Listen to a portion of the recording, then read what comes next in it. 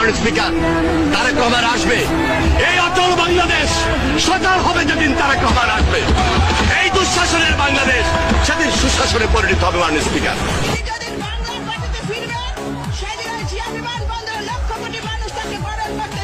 It is the reality যে তারেক রহমান ফেরত আসবে, and you'll see more of Tarique Rahman. উঠে দাঁড়া, উঠে দাঁড়া আমার সোনার বাংলায়, তোমার মাটিতে আজ প্রাণের জোয়ার। শরীরে রক্তে রাঙায় দেশটায় আমার, খুলে গেছে আজ সব স্বপ্ন দুয়ার। আমরা সবাই ভাই ভাই, কোনো ভেদাভেদ